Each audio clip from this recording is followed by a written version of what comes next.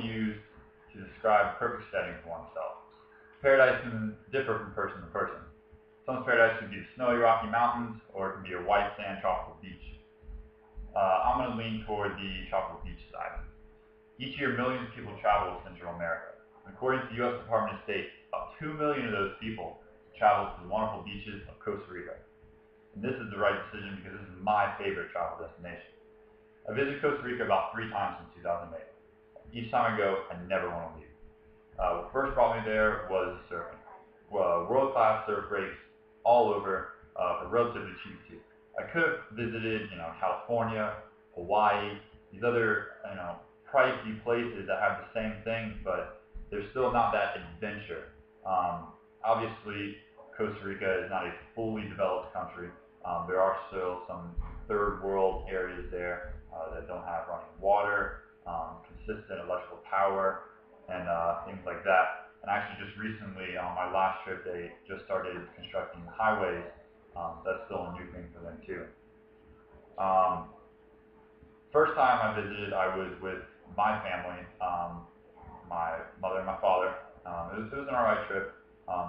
Better ones were when I went with my friend and his father, and then eventually just me and my friend, the most recent time. First thing that we had to endure when we went to Costa Rica was traffic.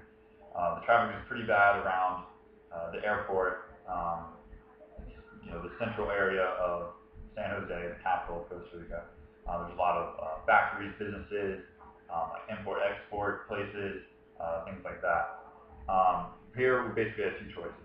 You can A, rent a car, drive west about 2 hours by car to Jaco Beach, which is where I resided on all my visits, or you could pay about $25 and take a bus.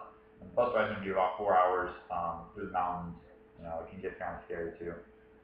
Just depends on what you want to do.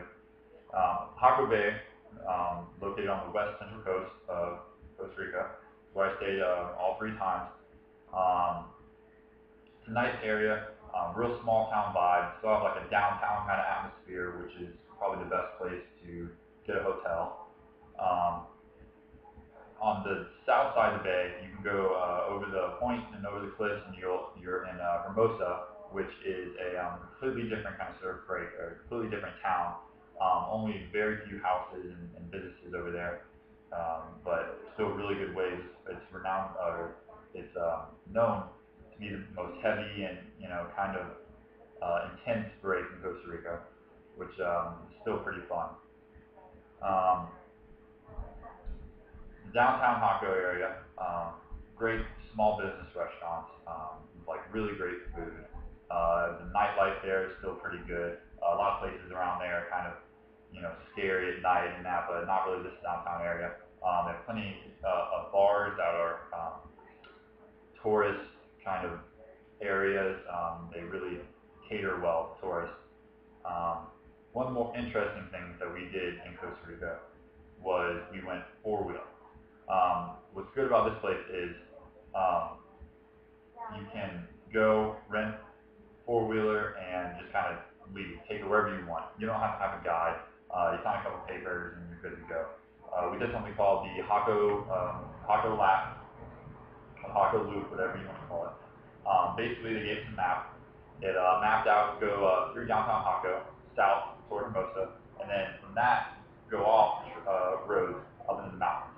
This is the more interesting part. I mean, there's plenty of places, a couple restaurants up there. There's places to refuel. It's basically an all-day adventure, almost sun up to sundown. Upon returning, we did have to pay a little bit extra because there were some damage to the 4-wheelers. But all in all, it was good. It was a good time.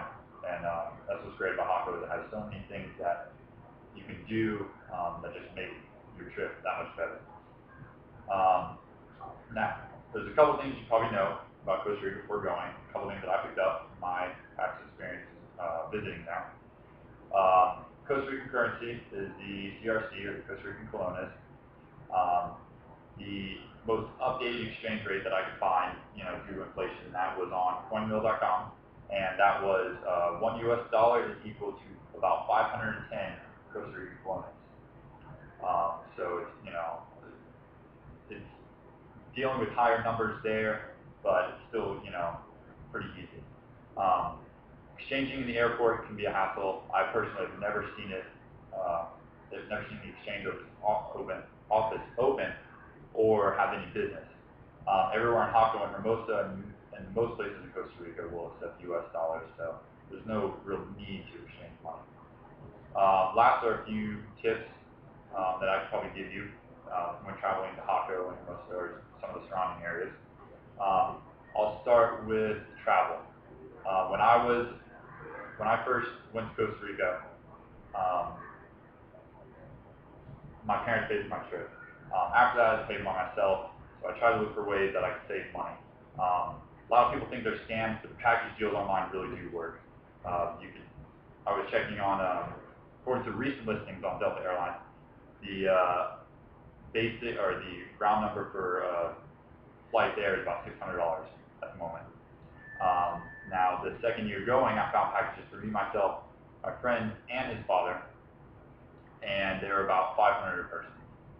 So, good to do your research. Last, if you're going for the more backpacking style, there's some very cheap hotels. You can look, you might just have to give up some kind of luxuries. So, all in all, Costa Rica is a wonderful place to visit. It could be an awesome place to live too. I know they have a lot of Florida tourists and a lot of Florida residents, or people that used to live in Florida that have moved there. It's just an all-around great place, and I would recommend it to anybody who is wishing to go on vacation.